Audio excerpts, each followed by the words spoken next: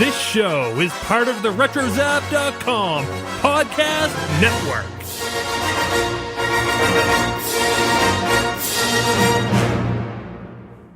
And welcome everybody to episode 84 of the Animaniacs. This village is so quaint it makes me want to break into song. Funny, it makes me break into a rash. Charming places with quaint singing faces. Oh, singing tunes that you've heard before. Everyone a bigger bore. People like you and me, All singing way off key.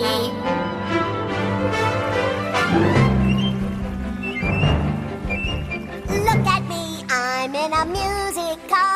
Look at me, I sing a musical. she says she's singing, how can you tell? It's like a funny smell. You're just jealous cause I sing so well. La la la la la la la. The lyrics couldn't get much worse.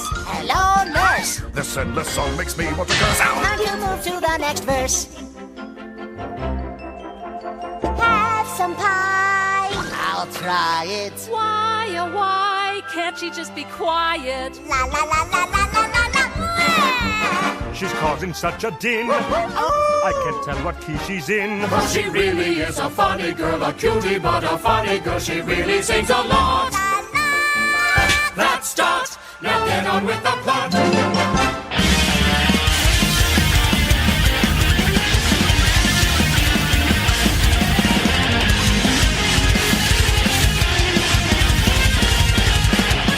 And welcome once again to the Animaniacs. This is the only podcast out there that's dedicated to the animated television series, Animaniacs. And here we explore the series episode by episode, revisiting all the cultural references and gags that we can find. And in the end, we give each episode a Water Tower rating. I am Joey, and joining me once again is my brother Nathan. I got a big pee-pop on poo. And joining us across the country is Kelly. I'm Princess Angelina Contessa Luisa Francesca Banana Bana Bobesca III. Oh, you got it right. Which is Princess. Princess. No, she didn't say princess. No. I think I said Banana Bana instead of... Oh, she got it wrong. Oh, You got it wrong. Let's try it again. Cut. Well, let's not do that because there might be some cussing going on. But Totally. but today we are talking about a really fun episode, I would say. Episode 84 of Animaniacs, which includes the segments Cutie and the Beast, Boo Happens, and Noel. And Nathan, Kelly, if someone were to ask you about this episode, if you could describe it in just a few words, what would you tell him, Nathan? It's a cartoon that has Disney cartoon reference in it. Wow. Are you okay? Should we call an ambulance? I just wasn't expecting this. You never asked this question, so I just I didn't know. I should think of something. You really should plan some of these things out a little better, Nathan. And Kelly, what about you? Be a pest, be a pest, be a pest. Yes, exactly. Oh, I thought that Kelly would really like this episode going into it, since you're a huge Beauty and the Beast fan. I am the biggest Beauty and the Beast fan. Yeah. Did you see this episode on its original run, or is this the first time you actually saw it? No, I had stopped watching the show because I think by that time I was working. So I just didn't have time to watch hardly anything anymore at that point in my life. So yeah, I guess most of season 3. What is this, season 4 now? Yeah. I don't think I'd seen any of those. It was harder because it's not on Fox anymore. It's on, the WB, and they even allude to, like in last week's episode with Slappy, kind of sitting down to watch the best of Slappy Squirrel or something. She goes, okay, what channel is this WB on anyway? It was hard to find the WB, and it wasn't in all markets. I think, Nathan, we missed a lot of the new episodes because the WB was not in our area. for, gosh, I want to say at least 1 year, like, or maybe it was a year, maybe it was less, but it certainly felt like a year that I knew these new episodes were coming out. And unlike today, where you could just stream it someplace else, there's no way you were going to be able to do that on with Kids WB. Gosh, I did visit the Kids WB website though a lot in order to get stuff. Like we had AOL, and it had Kids WB had their own, like, oh gosh, I want to say web page, but it was almost like their own little section or something like that. And I think I downloaded a bunch of, I think I still have them on my computer backed up someplace, but I would take pictures or screen grabs of the pictures on the website just to relive little moments of what's going on Animaniacs or something like that. But video clips and everything, oh, forget it. Like, if they were there, they look terrible, so. And they're only like 10 seconds long either. Gosh. We're just too spoiled these days. Now we can just stream Animaniacs on our phones, computers, TV, whatever. It doesn't even matter. Well, before we talk about today's episode, Nathan, can you tell us, when did this episode first premiere? Okay, so this episode first premiered on Saturday, September 7th of 1996, which was the same day as last week's Skippy and Slappy episode. It was also the same day Michael Jackson started his history tour, world tour, with the capital HIS, his story. As rap artist Tupac Shakur was shot multiple times in a drive-by shooting in Las Vegas, where he would die 6 days later. And this was one day after the Baltimore Orioles' Eddie Murray hit his 500th career home run. Wow. So actually a pretty momentous day. At least, gosh, the Tupac thing is still talked about quite often to this day. Mm-hmm. Wow. Like when you search this day, it's just countless articles of this. Tupac. Yeah, exactly. Yeah. I'm not surprised that this one came out on the same day as the Slappy one. I wonder which one came first. I guess do we know if the Skippy and Slappy one? I guess the Skippy and Slappy one.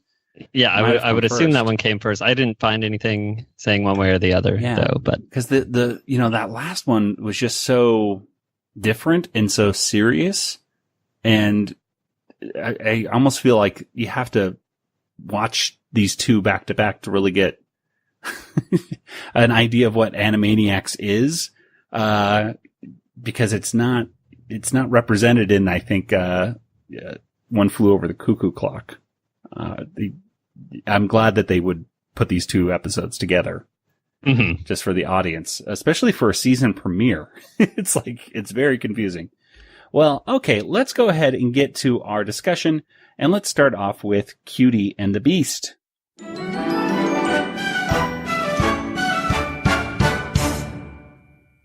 So Cutie and the Beast was written by Kevin Hopps, and it was directed by Adu Payton.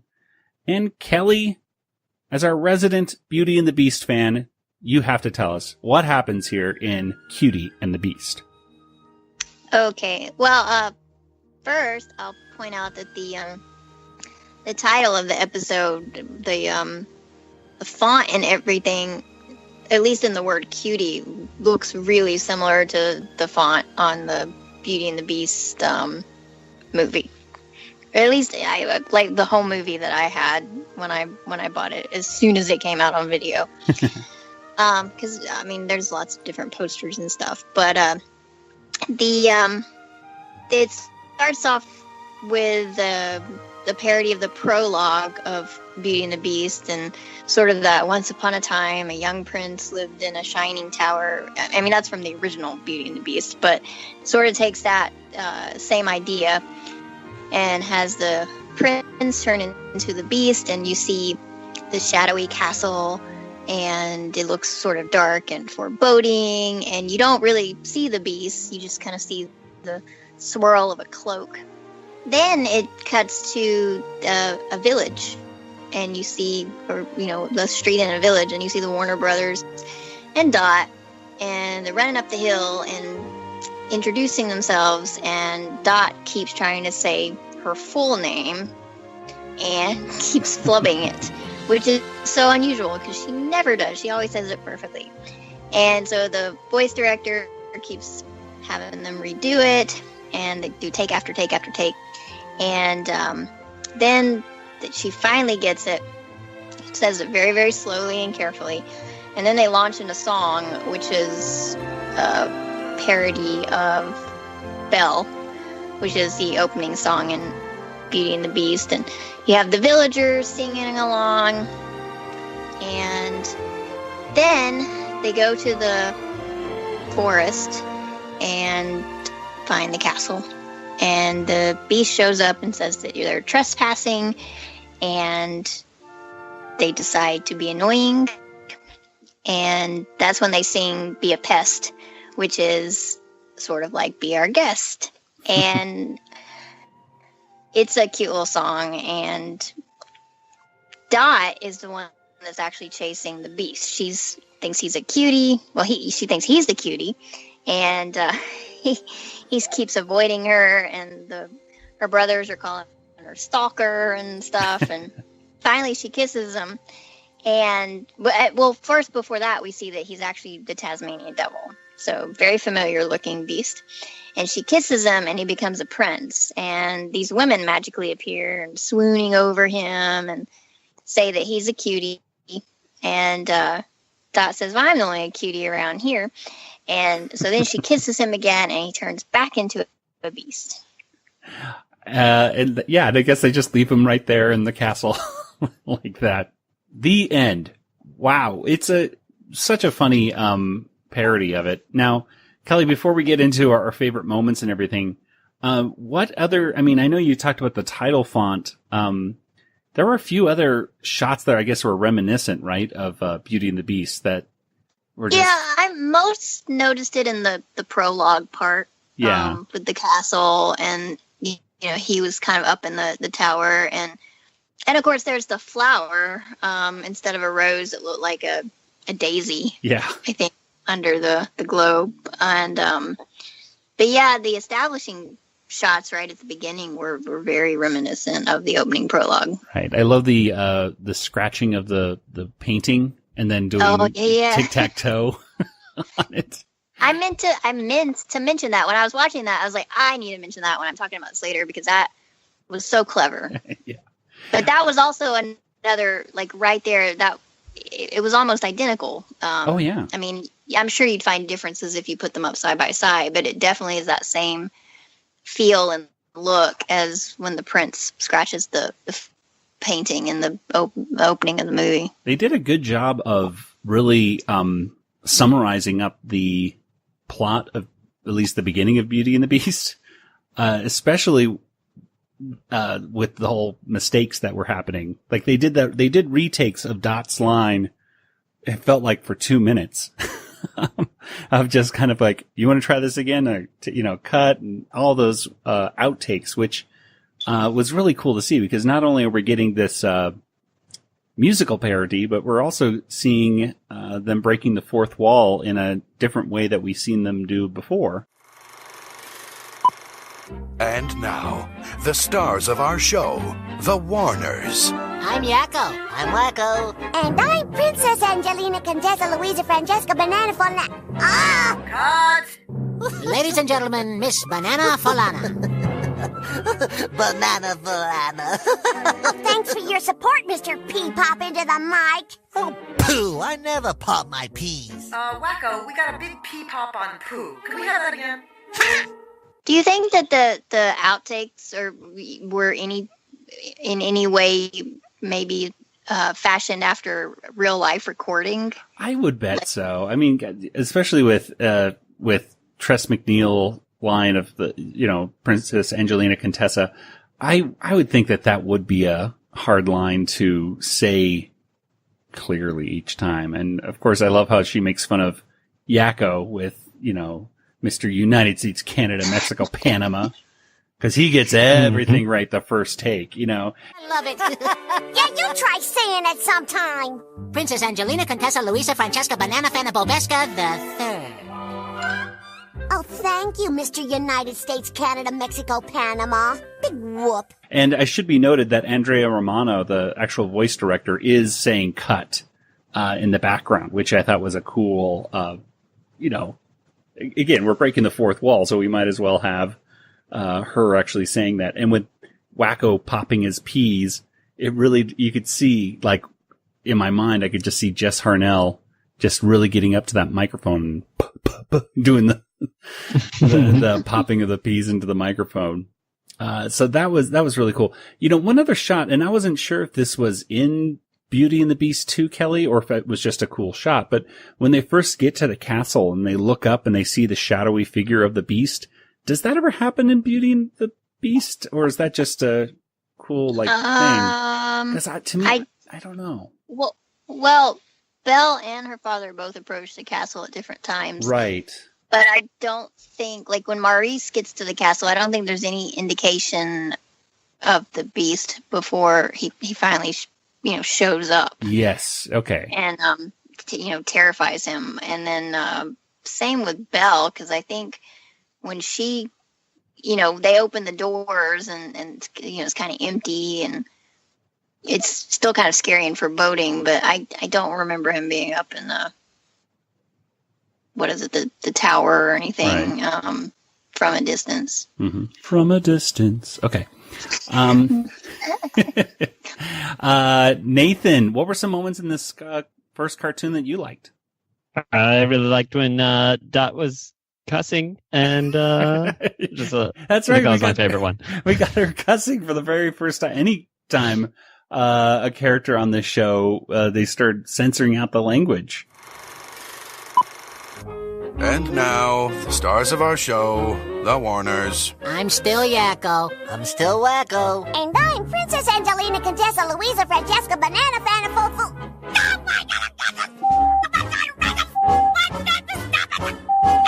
That's my cute little sister who said that. Good night, everybody. Which, I think they did that a lot on Tiny Toons with Foul Mouth, which I always thought was a funny gag as a kid. But this is the first time they're really dropping those bleeps, which that's great. What else? Great, when they first realized what Taz, aren't you Taz? And the whole conversation on, do that funny thing you like to do. Do that funny thing. Not that one. So that whole scene was very funny. But, yeah. You're Taz, aren't you?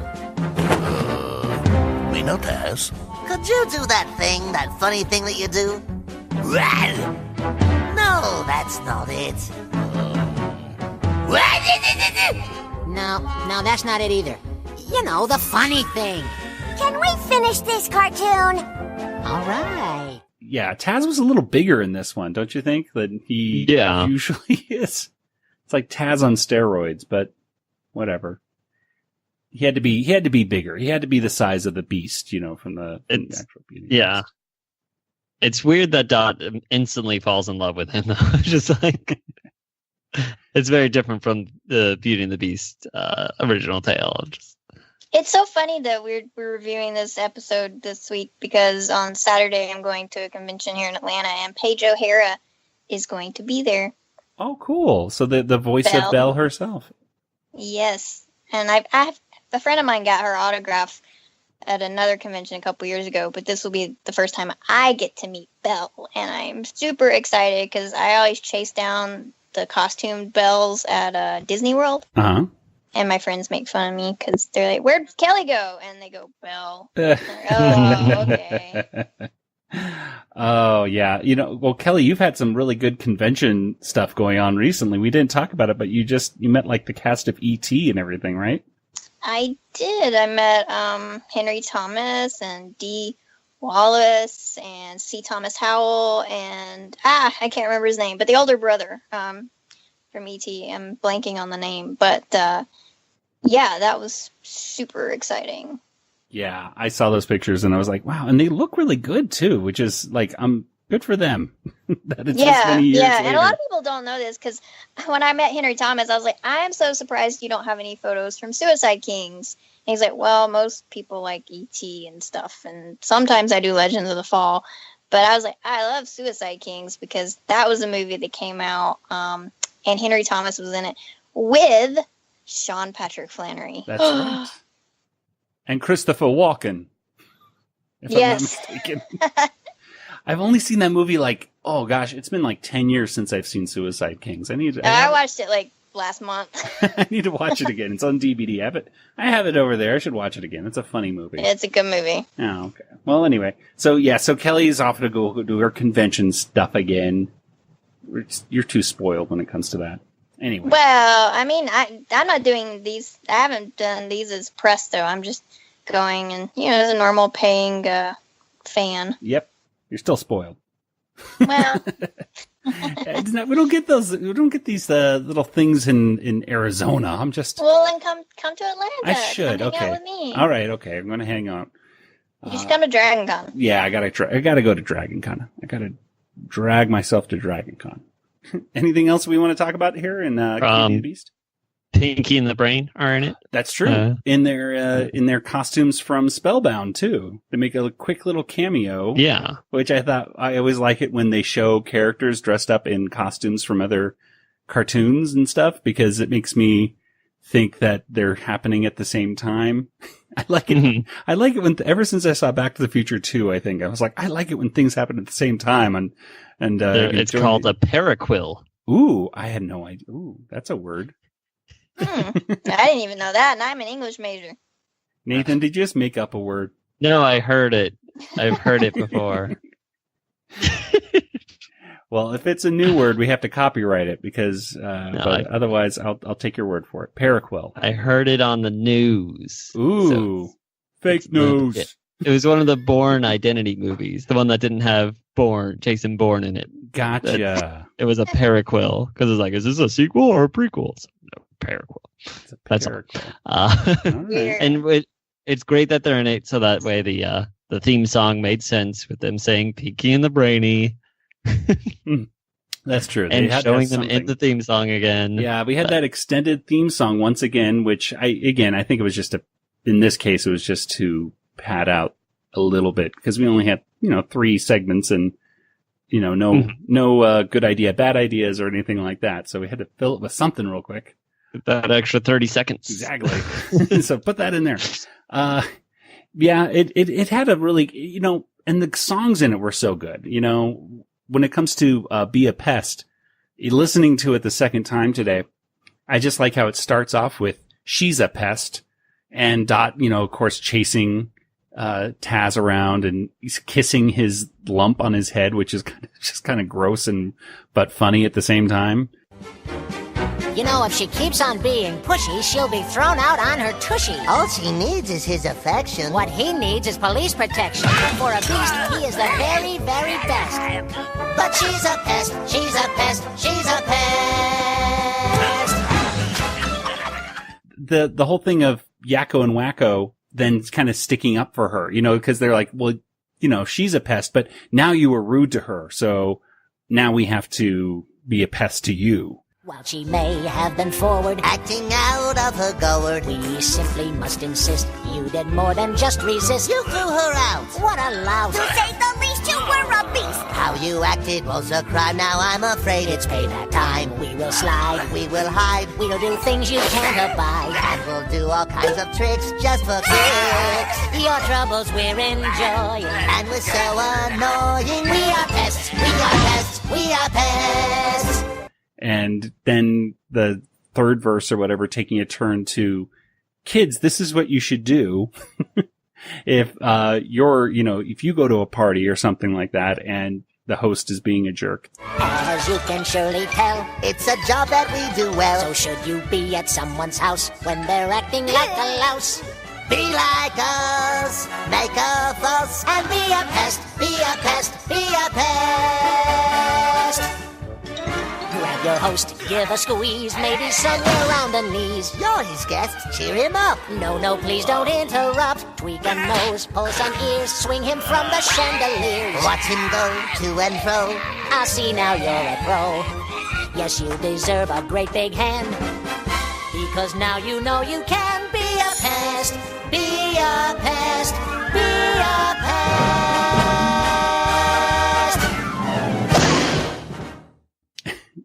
not the best advice for kids, but I thought it was a really good song. Good songs just in general. I really liked it. Mm-hmm. The bomb that they give Taz, hi there, explodes. I thought Simpsons "See My Best" was a better parody, though. Well, that is hard to beat. Yeah, that one's just so good. But that one, "See My Best," I think was going closer to the actual tune. You know what I mean? Mm-hmm. Like they weren't as afraid of being sued or something by Disney. Yeah, I guess so. Because that one was, note for note, it seemed like. Yeah. So this one was a good, like, you're just changing the notes, flipping them around a little bit, but we still get what you're parroting. The animation was also really, really good in this one. I really loved how the Warners looked, and Taz and everybody just really outstanding, especially when you're dealing with something like Beauty and the Beast. If you're going to have a great animated film like that, to get at least somewhat close with your animation quality it's the best animated film. Yes. Well, let's go ahead and get to our middle segment here for today, and it is called Boo Happens.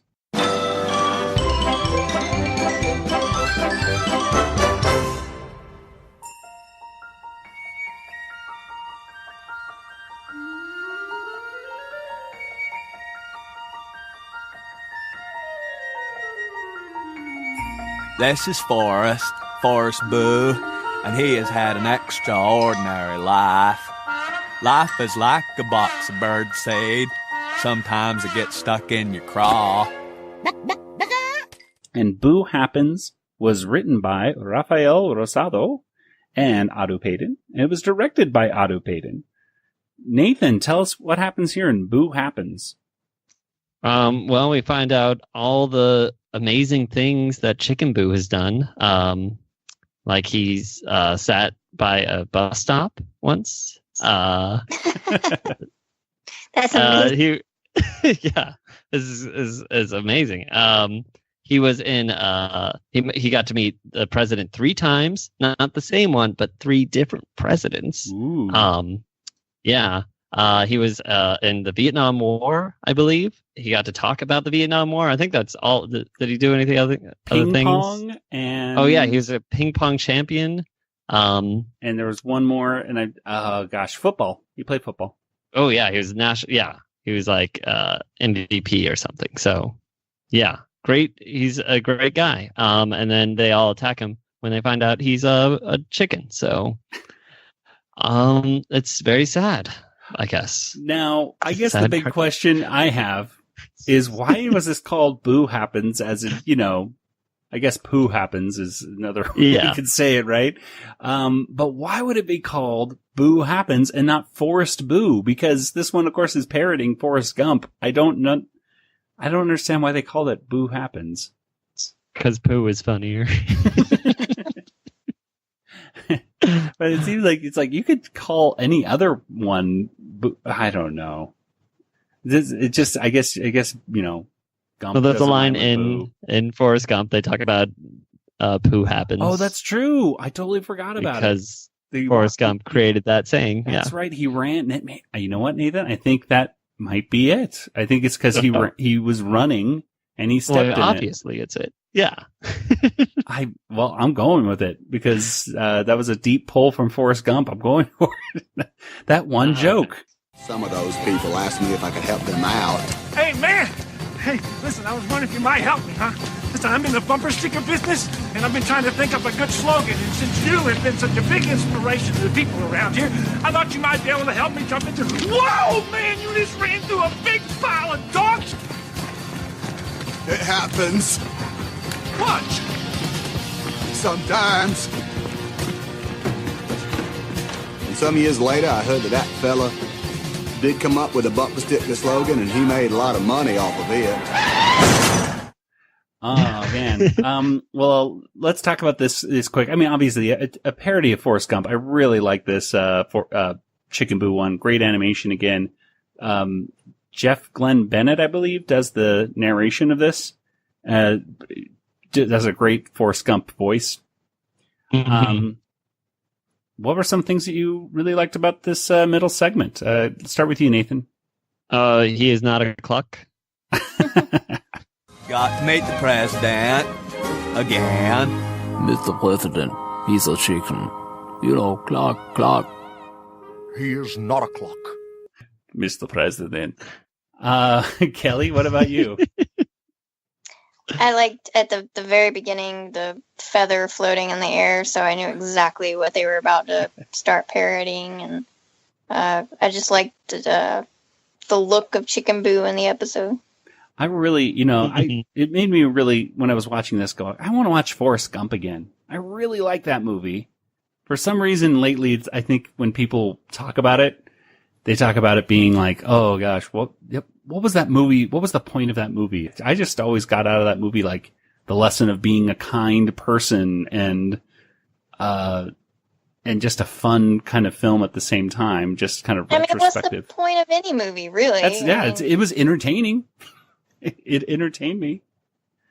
It's kind of what you find in it. You know? Exactly. I do know that after I saw it, though, I thought that movie's going to win Best Picture. And it did, which was the first time I think as a kid, I saw like something, I was like, that should win Best Picture. And I was right. I thought when I saw it, my first thought was ILM did amazing special effects. They really, well, that's true. It was one of the first movies, and they did it was one of the first times where you could see like people with new words coming out of their mouth, like the lips were different, which I guess now if you look at the movie, it looks a little hokey, but at the time it was just an amazing thing. I remember seeing it in a theater and just people laughing and just kind of being amazed at what they were seeing.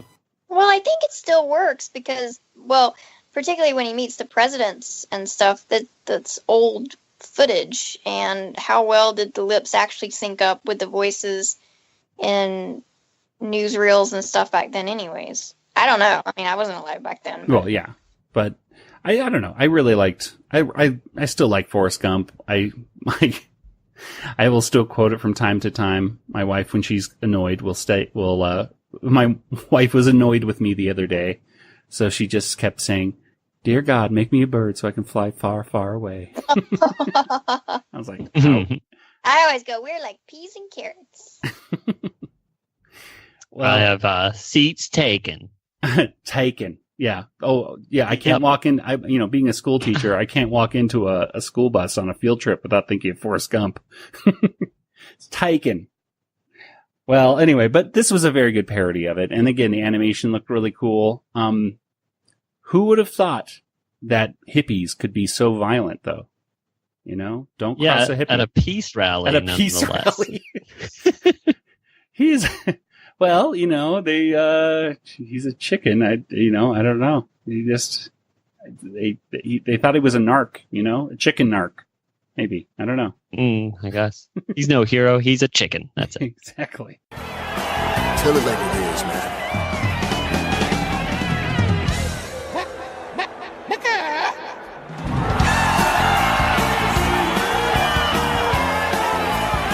He's a chicken, man. You said it all. He is a chicken!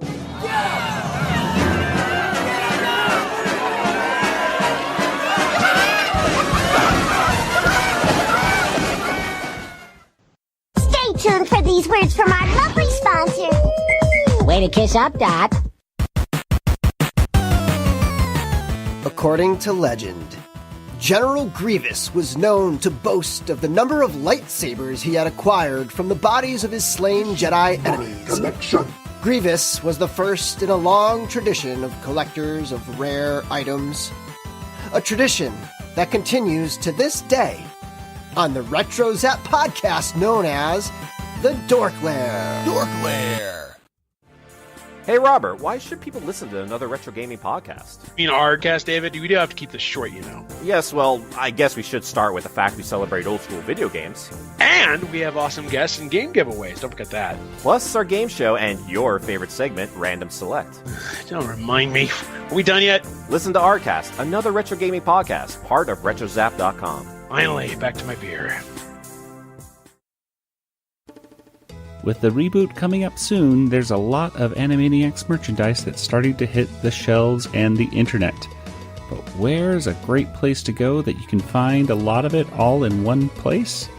Well, our Amazon Animaniacast shop.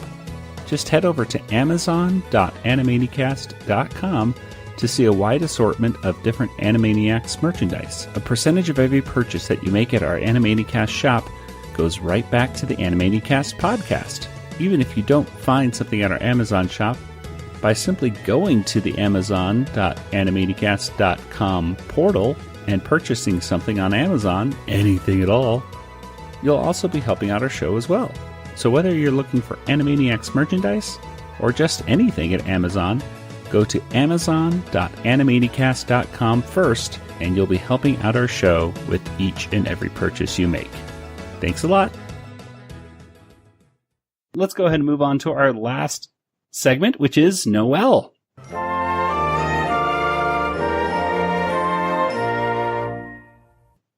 And Noel is actually a song. It's written by Randy Rogel. It was directed by Charles Vizier. Or Vezir. I don't know how to pronounce his name, but I try. Well, in Noel... Try not. What was that? Try not. Do. Okay, so in Noel, it's Christmas time, which is odd for this this particular cartoon since it premiered in September. But it very quickly transitions to other things that are not Christmas. Basically, Wacko's writing a letter to Santa, but he's writing Sant-La. He's writing Santa's name with an L. So Yakko, of course, explains to him that there is Noel in Santa's name. Wait a minute, hold the phone. That's not how you spell Santa. It isn't? No, you've got it all wrong. Well, how do you spell it then? To spell Santa's name is easy to do. You write S-A-N-T and another A too. But Noel, Santa's name has no L, and he won't be too pleased if you don't learn to spell. And it kind of goes from there to No Whale and Noel was the first one, like Noel on the Hill. Anyway, it's a great play on words. I was really expecting them to say, you know, what the heck at some point, but they didn't. It's cute. At the very end, it ends very sweetly with a Christmas card, and the Warners putting their heads in a wreath. It was a very Christmassy and yet not Christmassy song. Nathan, Kelly, what do you two think about this song? Merry Christmas. I liked it. I thought it was cute and all the different, play on words and, like with the, I guess with Moby Dick and it was Noel. No whale, yeah. Whale, no whale. My Southern sometimes screws up when I try to say a word. But I thought it was very cleverly written, which I would not expect anything else from Randy Rogel. Yeah, this was they performed this live at Animaniacs in concert, and it is a very funny song because, of course, the first time it happens, the audience laughs, and then it's very interesting to watch this song being performed live because the audience starts laughing a little bit before the punchline hits, and then of course when they say no whale, and people are really groaning and laughing at the same time. It's a great song. It really showed me, especially at Moby Dick. Remember the Moby or Not Moby cartoon that we saw way back? This shows you how Captain Ahab should have looked in that cartoon if Freelance Animation hadn't animated. It's so the difference of quality of how to draw Captain Ahab is so drastic in this. It's crazy to me.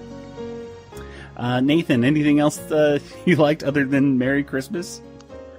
It's educational because I know how to spell Santa's name now. So there you go. You didn't know?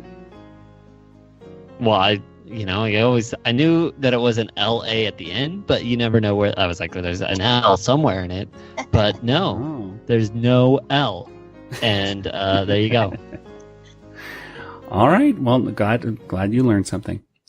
Well, before we get to our Water Tower rating and some reactions from our audience, let's go ahead and talk about one last segment, and that, of course, is the credits, because you think that the episode is ended, but this has a different ending than all the other Animaniacs cartoons. This shows the credits going past the Warners, and they are kind of silhouetted in the darkness, and they end up commenting basically on all the different people that they see, including, of course, their own voice actors. So again, we're breaking the fourth wall, and some people have said this is kind of like Mystery Science Theater, which I can kind of see that, although the Mystery Science Theater, characters were never so mean to each other or the people on screen, making fun of their names. But it's very funny. It's not mean spirited. It's just funny to see these three siblings kind of having a spat when they think their microphone is off. You want to go get a cappuccino? Sure. Wacko, you coming? Nah, I got a date. When do you not have a date? I got a date, so sue me. She will. Hey, did you turn off the mics? No, I thought you did. Not me. Uh-oh. Kelly, what did you think about this special ending to today's episode? Well, to be perfectly honest, I sat there and watched and waited for them to come up on Steven Spielberg's name, because I was like, I wonder if they're going to say anything about Steven. And they did. And they kept mispronouncing his name, which was a little annoying because everybody, they've said it in episodes before. They know how to say it. And then they end up getting frustrated and just go, Mr. Kate Capshaw. Executive producer, Steven Spielberg? No. Steven Springblush. No, Springbile. No, Spreel's love. Nah, Mr. Kate Capshaw. Which is funny because Steven and Kate have been married for a very long time now. Yeah. I guess, well over 20 years at this point. Gosh, and yeah. Kate Capshaw was Willie Scott in Indiana Jones and Temple of Doom, and that's when they met. Yeah, he saw her and was just like... He was still married at the time. Well, but I don't think things were going so well, and he and Kate ended up dating sometime later after his divorce. You see pictures of them on set in Temple of Doom, and they're sitting very close to each other in a lot of shots. So, well, the screen test, I want to say, I saw in like an interview or something. I think they ended up playing arcade games or something after the screen test, because she was as into games as he was, and I think they just really hit it off and became really good friends. In one of the makings of Indiana Jones, he describes Kate Capshaw walking into the door. He describes her as like this light coming into the room and just being amazed with her. And it was so I think he was in love with her from the minute he saw her. So maybe, or at least captivated by her, I guess would be a better word. Yeah, he was definitely intrigued. Temple of Doom is my least favorite. I look back on Temple of Doom and I say, well, the greatest thing that I got out of that movie was I met Kate Capshaw, and we were married years later, and that, to me, was the reason I think it was fated that I make Temple of Doom. And so even though Indiana Jones wound up getting the girl, I really did.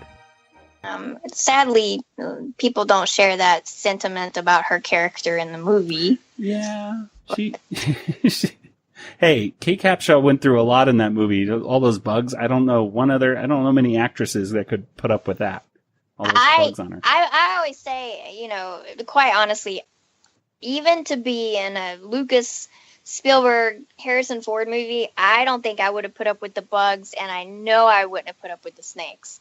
So that's saying a lot coming from me, because it's like I'd do anything to hang out with those people. But yeah, I don't know. I think with Willie, they really just wanted to go in a different direction from Marion, and different kind of female character. Exactly. Well, Nathan, what did you think about the ending credits? What did you like about it? It was definitely like very continuous of the Beauty and the Beast, the Cutie and the Beast segment. Like the thought that like Wacko is dating a lot of people, and yes, that Yakko doesn't like Dot singing kind of thing. Like that all comes up in the comments, like as they're talking. So like the other two segments didn't really like the Chicken Boo and the Noel song had nothing to do with it. That was one of my favorite. I think it was my most laugh out loud line of the show today was, "Oh yeah, I have a date tonight, so sue me," and then she will. Yeah, I wonder if any of this is like based on like if Jess Harnell was actually dating a lot of people at the time. Like I wonder if because like he's cute. He's so cute, according to Wacko. I don't know. I think girls, just remembering from high school, I know that girls, and I think girls still just think Wacko, his personality is cute, I guess. I don't know. Yeah, I don't know. I don't know. But I do remember. I would want to ask. I do remember some girls in my drama class liked Wacko more than Yakko. So I don't know. I don't know. Well, before we get to our Water Tower rating, let's go ahead and get to some audience reactions for today's episode. Well, we asked our audience about this episode because after I was done watching, I was like, you know what? I really like this one. But what did our audience think? So we put out a call out to the folks at Twitter and Facebook and Discord. And we got some nice reactions here. So we have one here from Ice Season 101, says, classic episode, especially Boo happens. Social Medical, which is, I'm totally mispronounced your name there, Social, but it's at Flower Phantom, says, my favorite. I love the part where Dot screws up her name. Makes me laugh every time. Jessica J. Vergara 207 says, brilliant, very brilliant, not to mention that this is my personal favorite scene of the series, meaning the Cutie and the Beast.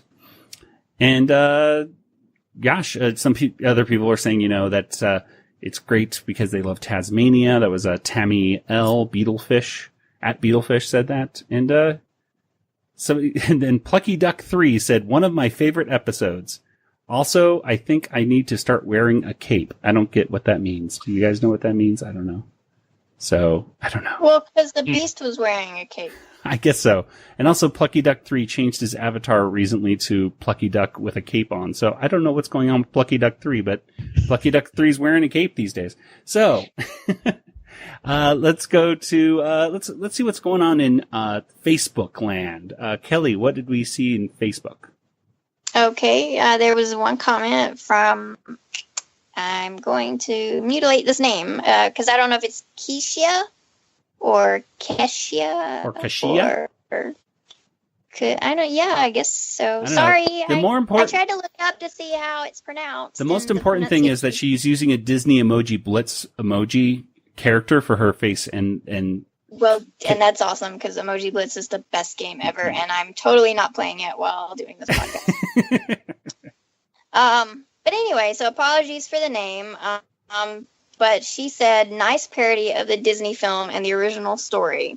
And then adds, fact, Belle in the book had 3 brothers and 2 sisters. So I'm thinking that she's referring to the original fairy tale. Yeah, it must have been. I've done 1 or 2 plays of this with my students in class, and sometimes Belle does have some sisters that, at least, I don't know about brothers, but I've done a couple plays where the sisters ask the dad to bring them something, and Belle only asks for the flower. Yeah. You always need. Yeah, I think my first introduction to the story of Beauty and the Beast was Shelley Duvall's Fairy Tale Theater. Oh, yeah. Do you remember that? Oh, my gosh. I love that show. And Carrie Fisher was Thumbelina in an episode, and that was the best thing ever. Yeah, we watched the Snow White one a lot as a kid, and I just remember seeing like alternate versions of fairy tales that you were familiar with. Like in the Snow White one, I think she bites the apple, but then quickly gets fine. or maybe she doesn't. Oh yeah, that's right. I'm remembering as I'm talking. So in the original one that was shown on Fairy Tale Theater, the witch tries many different ways to try to kill Snow White. And at one attempt, she tries wrapping ribbons around Snow White's neck. Oh my gosh, I remember that. Yeah, you remember this? And she wraps it around her neck, and then like she passes out, and then the dwarves come home, and they're like, oh no, she's dead. Oh, let's take these ribbons off of her, and all of a sudden she can breathe again, and then Is Snow White Madeline Kahn in that episode? No, it was voiced. Oh gosh, what is her? I want to say it's the woman who ended up marrying Kevin Kline, but it may not be. I'll have to look it up. I don't know. Absolutely. Now I want to go watch all those. I know. episodes. I don't know if you can see those online They came on anywhere. Disney Channel many years ago, but I haven't seen them since. Yeah. Kelly, I just looked it up and found out who was Snow White in the Fairy Tale I Theater. sent you the message. Oh, you sent me the message? I don't know. I put in Messenger. It was Elizabeth McGovern from Downton Abbey. Yes, I was going to say from She's Having a Baby. But and Vanessa Redgrave was the evil queen. Yes, she was in London, 1916, the suffragette episode of Young Indiana Jones Chronicles also. Oh. And Vincent Price was the magic mirror. I totally forgot about that. Wow. There's a lot of people in the Fairy Tale theaters. My goodness. I was just looking it up on Amazon, and I think I don't have any money right now, but I think I might get it soon. And I bet it would be fun to go back and watch the episodes and then talk about who's in them and where they are now and that kind of thing. Oh yeah. That's the Fairy Tale Theater podcast. Oh, well, yeah, if I were more savvy with the technology, maybe. Well, Nathan. Let's transition into you. Nathan. Sorry. No problem. I get off track. We get off track all the time. Nathan, what did people on Discord, which, by the way, folks, let's plug the Discord channel, discord.animaniacast.com. You can head over there and talk to both us and other folks from Retro Zap podcasts and other fans of just pop culture in general. We were talking about Twitter these days and how negative and how crazy that place has gotten over the past few weeks. And Discord, on our Discord channel for the Retro Zap folks, is such a nice place. It's such a positive, fun place to go. And if you want to talk about the stuff you like and not worry about people making fun of you for it, which so often happens today, head over there. It's a great place. Nathan, what did people over there say? Okay, so yeah, there's a bunch of comments here from on the Discord. So W. Clark 1 says, Cutie and the Beast is another episode I'm mixed on. First off, the episode where Dot keeps screwing up, the beginning where Dot keeps screwing up, like now, like I'm screwing up on reading this. No, okay. Screwing up her lines is not funny, and it goes on way too long for me. Second, seeing the siblings getting on each other's nerves feels out of character for them. And lastly, the TMS animation is a little weak in the first half, but gets so much better when Taz shows up, who was the best thing in the short. And Be a Pest is great. Boo Happens and Noel were a lot better to me, and it's just nice to see TMS again, though seasons 4 and 5 could have used more of them. The end credits where the Warners are making fun of the people on the show had me laughing out loud, and this time the Warners being out of character there makes more sense, and it's all good fun. And Yes We Can 98 says the ending of the episode is one of the greatest endings to anything ever. And Retro Toon Girl 97 says it was a cute segment. I love the choice of Taz casting himself as the Beast. But I don't know if it's me or this whole episode reminds me of the early 2017 version of Beauty and the Beast, the live action, before it became a thing. Honestly, I could picture this being a full movie. Take the Beauty and the Beast from my childhood. I could see Dot playing the role as Belle, along with the following: Thaddeus Plotz as Gaston, Ralph the Guard as LeFou, Dr. Scratch as Sniff as Belle's father, Yakko as Lumiere, the Brain as Cogsworth, Skippy as Chip, Hello Nurse as Dust Mop Chick, Slappy as Mrs. Potts, and of course Taz as the Beast. What do you think of my casting list? And then Cartoon Fanatic said, I thought that was pretty funny cartoon. I liked the parody of Beauty and the Beast, and the song was fun. So there you go. Wow, that I agree with. I think that would be cute casting. I mean, they could. Yeah, I think that would be a really good cast. Yeah, it's like I'll go with that. I guess you would need Wacko as something. I don't see Wacko as anything. But okay. Hello, listener. This is Jess Harnell, the voice of Wacko on Animaniacs, and you're listening to Animaniacast, which is the best thing you could possibly listen to, especially if you're not wearing pants. I'd love to go on talking to you, but I can't because I've got a potty emergency. See you later. All right, let's go ahead and get to our Water Tower rating.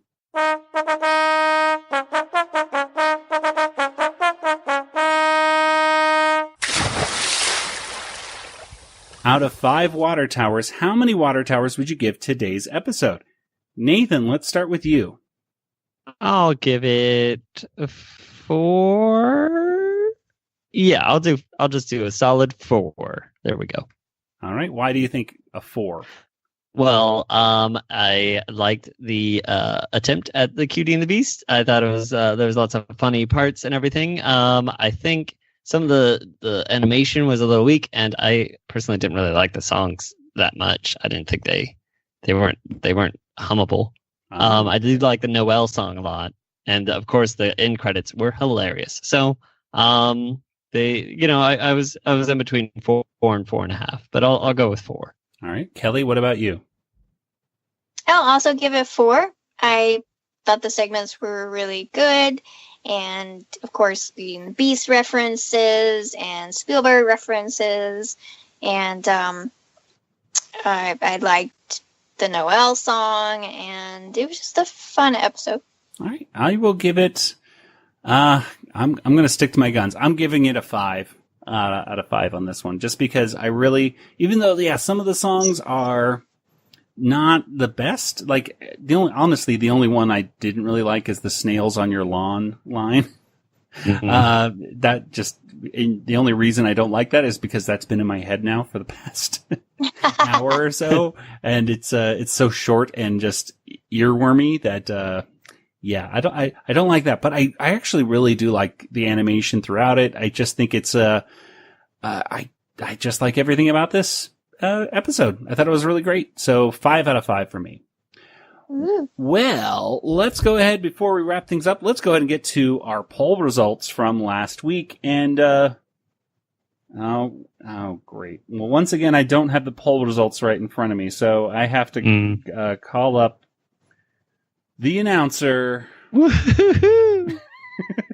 Here he is, hopefully for the last time on our show, our announcer. Hello there, this is the announcer with your Animaniacast Twitter poll results.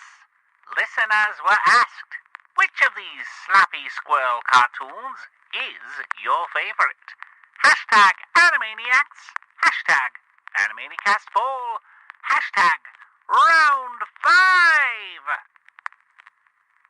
6% said, my mother the squirrel. 23% said, Sucker Coach Slappy. 31% said, Method to Her Madness. But the winner of this poll is, Give Me a Break. Well, that's the results of this week's poll. Now off to the studio with their thoughts. All right, Nathan, so out of those choices, what was your favorite? Oh, boy. I guess I'd have to go with Give Me a Break, because I like all the 90s references. All right. And he loves Kit Kat bars. So there you go. Exactly. But the funny thing is, Give Me a Break was an 80s TV show. Oh, that's true. That's what's funny about it. Well, Kelly, what do you think? I also like Give Me a Break. All right. And why's that? Film references. And yeah. You know me, I like the movies. Well, I'm going to say, even though the animation on the end part of it is kind of weird with the zaniness of the celebrities, I'm going to say Method to Her Madness, just because I think it is cool how it references a moment in film history that kids may not know much about at all. And I really like Nathan Ruger's performance as Skippy in this one. I thought he was pretty cool doing his whole method acting. So that's what I think. So, Nathan, what poll do we have this week? Okay, so hey, there's going to be an Animaniacs reboot. Breaking news, everyone. What? And by the way, which of these shorts would you like to see return for the Animaniacs reboot? That's the question for this week. The choices are Chicken Boo, Good Idea, Bad Idea, Mime Time, or the Randy Beeman segment. All right. So you can make your voice heard by simply going to twitter.com/Animaniacast, or you can simply search on Twitter for the hashtag Animaniacast poll. And let us know what you think. Which of those would you most want to see return? And I'm curious to see which one is going to get more votes. To me, it's going to be Mime Time. Not Mime Time. Probably not Mime Time. Good Idea, Bad Idea, or Chicken Boo. I think that's a hard, thing. Which one would you most like to see the most? I can't decide. So let's go ahead and get to some contact information. Kelly, where can people get in contact with you online? They can find me on Twitter at Yoda Princess, YODAPRNCSS, or email me, Kelly at BigShinyRobot.com. All right. And Nathan, what about you? I'm on Discord. Yes, you are. Nathan Animated or something like that. Yeah. Oh, also Twitter, Django FT. That's me. Yes, if you want to see Nathan continue to upset me with his weird theories, then go to Discord, where you can see him saying, "Hey, no, I really think it was a good theory." Yeah. Uh-huh. No, it clearly Hello Nurse was in on it, or she doesn't exist because she's in his mind. Yeah, it's exactly. all. Yeah. And Nathan does all this without the assistance of any narcotics or drugs, so good for you, Nathan. Very proud of you. Thanks. Okay, so yes, go ahead and join us on the Discord channel, discord.animaniacast.com. You can support our show by checking out our Amazon store, which is amazon.animaniacast.com. And you can see us on Twitter, on Facebook, on Instagram. And, hey, go over to Animaniacast.com, where you can see all of our archive stuff over at RetroZap. And speaking of RetroZap, you should head over there to check out a bunch of other fantastic stuff, especially if you love positive talk about Star Wars or pop culture. RetroZap.com is the place to be. Well, let's go ahead and wrap things up today. So, for Nathan and Kelly, this is Joey saying good night, everybody. Good night, everybody. Good night, everybody. This podcast is not endorsed by Warner Brothers or Amblin Entertainment and is intended for entertainment and information purposes only. Animaniacs, the Warner Brothers logo, all names, pictures, and sounds of the Animaniacs characters or any other Animaniacs-related items are registered trademarks and or copyrights of Warner Brothers, Amblin Entertainment, or their respective trademark and copyright holders. All original content of this podcast is the intellectual property of the Animaniacast unless otherwise indicated. I do believe he said buck bacaw.